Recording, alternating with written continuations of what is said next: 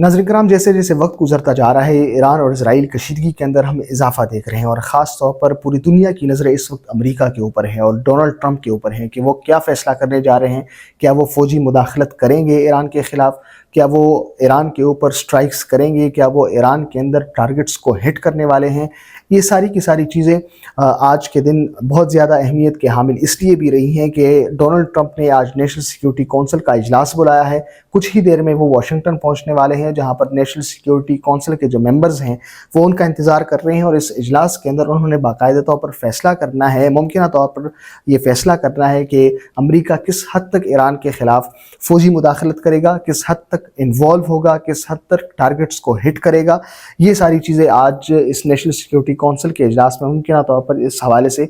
फ़ैसला हो सकता है। दूसरी अहम बात जो आज डेवलपमेंट हुई है वो अमेरिका जो बहुत बड़ा स्ट्रेटेजिक और महंगा तैयारा है B-2 स्टील्थ बॉम्बर्स के नाम से, उसकी मूवमेंट देखी गई है पैसिफिक एरिया के अंदर। और ख़ास तौर पर इसके अलावा जो रिफ्यूल टैंकर्स हैं जिसके ज़रिए से जहाज़ों को तेल दिया जाता है, जिसके ज़रिए से जंगी जहाज़ों को रिफ्यूल किया जाता है, उन रिफ्यूल टैंकर्स की भी मूवमेंट देखी गई है। यानी एक तरफ B-2 स्टील्थ बॉम्बर्स जो तैयारे हैं उनकी मूवमेंट देखी गई है और साथ ही साथ में रिफ्यूल टैंकर्स की भी मूवमेंट देखी गई है। इससे पहले भी मिडल ईस्ट के अंदर अमेरिका के अड्डे मौजूद हैं, इराक के अंदर अड्डे मौजूद है, बहरी रास्तों के ऊपर अड्डे मौजूद है, बहरी जहाज़ मौजूद है, लेकिन उसके अलावा भी पैसिफिक एरिया के अंदर अमेरिकी जो B-2 स्टील्थ बॉम्बर्स तैयारे हैं उनकी मूवमेंट देखी गई है और साथ में रिफ्यूल टैंकर्स की मूवमेंट देखी गई है। B-2 स्टील्थ बॉम्बर अमेरिका का एक बहुत ही महंगा, जिस तरह मैंने कहा, एक स्ट्रेटेजिक तैयारा है और ये स्पेसिफिकली टारगेट ओरिएंटेड है और ये डीप जाकर अपने टारगेट को हिट करने की इसके अंदर सलाहियत मौजूद है। और सबसे अहम जो इसके अंदर सलाहियत है वो ये है कि ये वो कई केजी पर मबनी जो बॉम्ब है, कन्वेंशनल बॉम्ब उठाने की सलाहियत तो ऑब्वियसली इसके अंदर मौजूद है, लेकिन साथ ही साथ में जो न्यूक्लियर वेपन्स हैं उसको ले जाने की सलाहियत भी इस तैयारे के अंदर मौजूद है। और साथ ही साथ में 13,000 केजी तक बॉम्ब ये उठा सकता है, और बल्कि एक नहीं 2 बॉम्ब उठा सकता है और उसको मूव कर सकता है। इसी वजह से इतनी ज़्यादा केजी पर मबनी जब बॉम्ब ये उठा सकता है तो ये डीप जाकर जितना भी ज़ेर ज़मीन उनका टारगेट हो, जितना भी ज़ेर ज़मीन कोई चीज़ मौजूद हो, उसको हिट कर सकता है, उसको तबाह कर सकता है और उसको नेस्त नाबूद कर सकता है। अमेरिका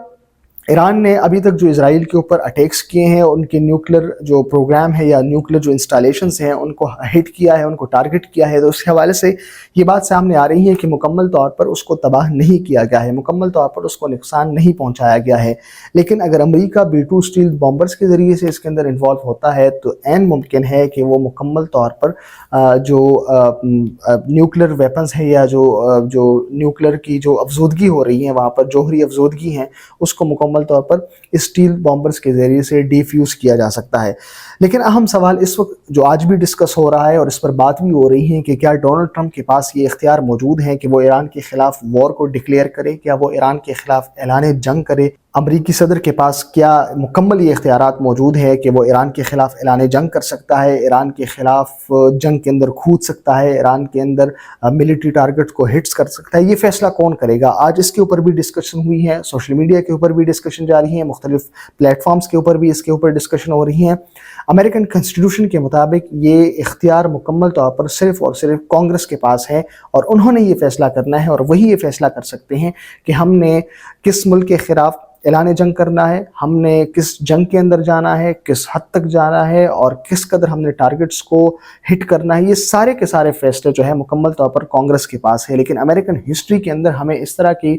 मिसालें मिलती हैं जहां पर प्रेसिडेंशियल ऑर्डर्स के ज़रिए से सदर ने ख़ुद अपने ही इख्तियारात को इस्तेमाल करते हुए मुख्तलिफ ममालिक के ख़िलाफ़ ऐलान जंग किया है। और अब की बार भी सदर डोनाल्ड ट्रंप उसी लेगेसी को बरकरार रखते हुए अब की बार भी ईरान के ख़िलाफ़ वॉर डिक्लेयर कर सकते हैं। इसके अंदर अहम और बुनियादी नुक्ता एक ये भी है कि अगर अमरीकी सदर ईरान के ख़िलाफ़ अटैक का या हमले का फ़ैसला कर भी लेते हैं तो फिर भी उनके पास मार्जिन मौजूद है कि वो कांग्रेस के पास जाए। अगर आज उन्होंने ये फैसला कर लिया कि हमने ईरान के अंदर न्यूक्लियर जो टारगेट्स हैं उनको हिट करना है, ईरान के ख़िलाफ़ हमने हमले करने हैं, तो आज रात वो हमले कर लेंगे, कल वो जाकर कांग्रेस के पास चले जाएंगे, कांग्रेस उनकी मंजूरी देती है या नहीं देती, तब तक ईरान امریکہ جو ہے ایران کے خلاف اپنا کام کر چکا ہوگا۔ تو یہ مارجن جو ہے وہ امریکی صدر کے پاس اس وقت موجود ہے۔ دوسری طرف نیتن یاہو کے اوپر بھی